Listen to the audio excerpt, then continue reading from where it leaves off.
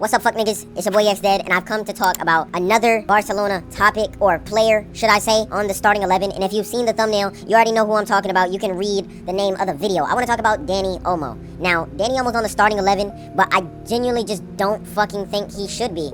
We bought him last season around the time we initially thought we were going to get Nico Williams as well. I do commend him for, not bullshitting with the team and genuinely just joining, whereas Nico didn't. But I do have to bring up the fact he has not been as advertised. He is a very inconsistent player, and I'm tired of acting like he's not, if I'm gonna be quite honest. This nigga Dani Olmo has, every 5 to 10 games, he'll have a masterful performance. Outside of that, most of his games are very mid-tier. It doesn't feel like he has any impact. And then maybe he'll have a good moment that sheds a bright light on that game, and people will take that moment and say, oh, look, he played so well in this game. When in reality, he's not really been playing well. A lot of people are saying the starting 11 that we played against FC Seoul is going to be our starting 11, outside of Araujo, of course. And for the most part, I agree with them. But a lot of people are also saying that nobody else is going to be able to break into the starting 11. And I think that's a fucking lie. Fermin Lopez. Mark my words. Fermin Lopez is going to spread Dani Olmo's cheeks open, hop in that bitch, and become the new him. In fact, he's going to fully replace him, okay? Fermin Lopez, at least last season, he offered less control in the midfield. This season, it's already looking like he has that under control now. It looks like he's completely changed as a player. He has more controls, his touches have more meaning, and he's succeeding in certain situations Dani Olmo should be succeeding in with his profile.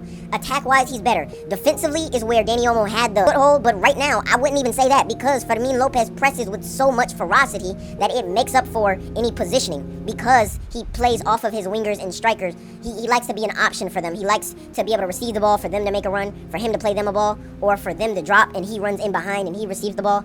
Either way, because of that lapse of positioning, because he's always looking to attack, sometimes the midfield is caught out with just Pedri and Frankie to help defend, whereas Dani Olmo usually is staying back in those positions looking to receive a back pass and play through instead of just attacking with the attackers. But like I said, Fermin Lopez is now pressing as hard as he possibly can. He's making up for it. So in this team where we need to be ultra attacking, I don't see Dani Olmo as the starting cam, especially with the fact that Rashford is only going to be turning up, and at that point we're going to have Rafinha probably move to cam. Anyway, yeah, I honestly just wanted to bring that up because it's really been pissing me off. The start of last year, I was like, oh, they took a little long to register him. He missed like a game or two, so he'll build up. By mid-season, he had a game or two where he had come out with some clutch dribble in the box and scored some crazy goal. But outside of that, the actual games and his performances outside of those few goals that he scored weren't big at all. It wasn't enough for me, and it hasn't been enough for me. Whereas someone like Ferran Torres can come off the bench, make a huge impact. Someone like Fermin, as the season went on, he just kept performing to the point where he was so consistent off the bench, I had to say, Hansi,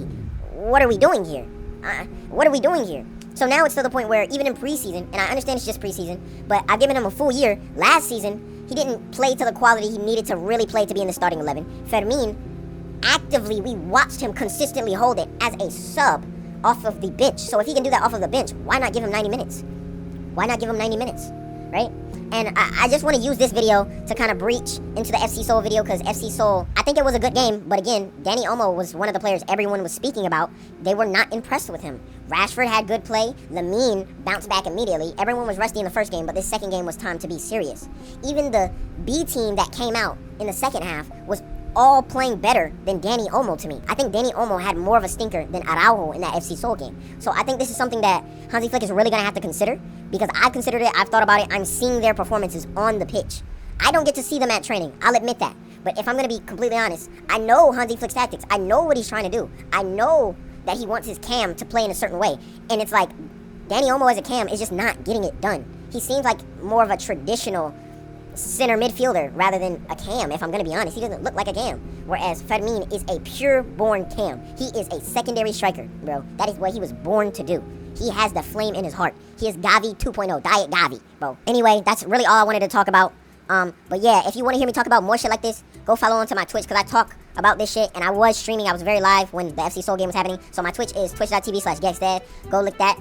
I have this channel right here, which is GexDad Live, which is where I talk about most of my soccer shit. I also have a commentary channel, which is just GexDad, where I talk about a bunch of different topics. I just dropped a video on FaZe Banks, dropping down as FaZe CEO and that whole situation. So there's a lot of content for you guys to be soaking up on all different fronts. If you want to talk about the beautiful game, we can talk about it. If you want to talk about pop culture, video games, drama on the internet, we can talk about that. And on Twitch, I do it all. I game, I talk about the drama, I talk about football, all of it. Like I said, man, Go check out all my socials, dude. All my socials. But I love y'all, boys. I see y'all in the next video. Have a good day, night, whatever you're having. Have a good one.